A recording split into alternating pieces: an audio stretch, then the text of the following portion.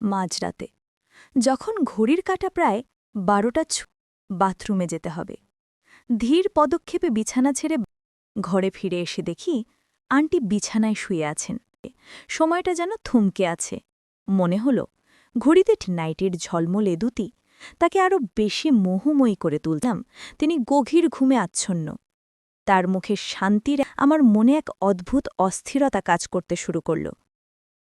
কয়েক মুহূর্তের মধ্যেই আমার মনোবল ফিরে এলো। ভাবলেও কিন্তু ঠিক সেই মুহূর্তেই আন্টির ঘুম ভেঙে গেল। আমার নাম রাকিব। আন্টি ছিলেন অসম্ভব রূপবতী এক করে তুলেছিল। যে কেউ তাকে একবার দেখলেই মুগ্ধ হয়ে যেত। গুজরাট যাচ্ছিলাম।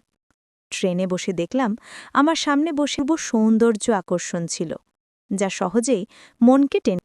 তার লম্বা চুল তাকে আরও মোহনীয় করে তুলেছিল। হয়ে গেল তাকে দেখে এক ধরনের ইতিবাচক অনুভূতি কাজ করত। চলতে চলতে ভাবলাম তার সঙ্গে কথা বললে কেমন হয়। বললেন, আপনি কোথায় যাচ্ছেন? আমি হেসে বললাম, বুঝলেন, খুব ভালো, আমি গুজরাটেরই বাসিন্দা। এরপর আমি জানতে চাইলাম, আপনার নাম কি? তিনি বললেন, থাকেন। তিনি উত্তর দিলেন, আমি কলেজে থাকি। আমাদের আলো আকর্ষণ করতে লাগল। ভ্রমণের সময় আমরা একে অপরের একটি অটোমোবাইল কোম্পানিতে। তিনি আমাকে উৎসাহ দিলেন। রাত প্রায় 11টা বাজে। ট্রেন যখন কলেজ স্টেশনে থামল, ভারী ছিল, তাই আমি বললাম, আন্টি, আমি আপনার ব্যাগটি ধরছি।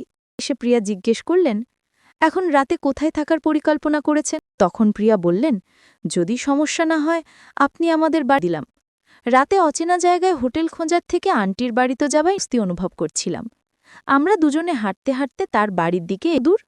তিনি হেসে বললেন, আর একটু দূর, তুমি দেখবে। ভাবলাম এটি হয়তো একটি নতুন বন্ধুত্বের সূচনা হতে পারে। ভেতরে ঢুকে আমি বললাম, ধন্যবাদ আন্টি। তিনি হাসি, অনেক সাহায্য করেছ। ঘরের ভেতরে একটি নরম আলো ছিল। আন্টি স্নেহভরা কণ্ঠে জিজ্ঞেস করলেন, রাকিব, তোমার বেশ খিদে ছিল? তাই বিনয়ের সঙ্গে বললাম, আন্টি, একটু ভাত রান্না করি, তুমি সামনের ঘরে গিয়ে বিশ্রাম নাও। আমি তার কথা মতো আরামদায়ক একটি লোয়ার আর টি শার্ট পরে একটু শান্তিতে বসার জন্য আমার মনে এক ধরনের স্বস্তি এনে দিয়েছিল। কিছুক্ষণ পর সে খাবার খেলাম আলাপচারিতায়। তিনি জানালেন, চাইলে আমি কিছুক্ষণ ভেবে সম্মতি দিলাম। মনে হলো এটি আসলেই একটি ভালো প্রস্তাব। বললেন, চলো এখন বিশ্রাম করি, সকালে তাড়াতাড়ি উঠতে হবে। শান্ত হয়ে গেল। রাতের নিস্তব্ধ বাতাসে মনে হচ্ছিল রাত প্রায় 1টায় ঘুম ভেঙে গেল। আমি বাথরুমে গেলাম। পোশাক কিছুটা এলোমেলো ছিল। এটি দেখে আমার মনে অস্থিরতা কাজ করত। সকালে আন্টি আমাকে 7টায় ডেকে দিলেন। তিনি বললেন, খাই না। তিনি হাসি মুখে বললেন, কোনো সমস্যা নেই। একবার কথায় অন্যরকম অর্থ অনুভব করছিলাম, কিন্তু নিজের অজান্তেই তার শেষ হলে আমার সঙ্গে দেখা করতে এসো আর কাজের খবর জানাও। আমি একই বাড়ির দরজায় তালা লাগানো। আমার কাপড় সব ভেতরে ছিল। লাগলাম। সন্ধে 5টার সময় আন্টি ফিরলেন। তিনি একটি সুন্দর বললেন, তুমি একটু দাঁড়াও, আমি কাপড় পরিবর্তন করে আসি। তিনি জিজ্ঞেস করলেন, এখন বলো, ইন্টারভিউ কেমন হলো? আমি বললেন, ইন্টারভিউ ভালো হয়নি, কাজ পাওনি? আমি উত্তর, 3 দিন পর যোগদান করতে হবে। আন্টি খুশি হয়ে জানতে চাইলেন, চলে যাওয়া তাকে কিছুটা দুশ্চিন্তাগ্রস্ত করেছে। আমি বললাম, যেতে হবে, কিছু প্রয়োজনীয় জিনিসপত্রও নিয়ে আসতে হবে। তার চোখে এমন এক অভিব্যক্তি ছিল যেন আমার চলে যাওয়া তাকে সত্য। এতে তিনি কিছুটা খুশি হয়ে বললেন, তুমি কখন যাচ্ছ? এটি শুনে তিনি অনেক আনন্দিত হলেন এবং বললেন, ঠিক। আমি জিজ্ঞেস করলাম, পার্টি কিসের? আন্টি বললেন, বেশি টাকা নেই। তিনি হাসি মুখে বললেন, কোনো সমস্যা নেই। পার্টি সাজাতে শুরু করলাম।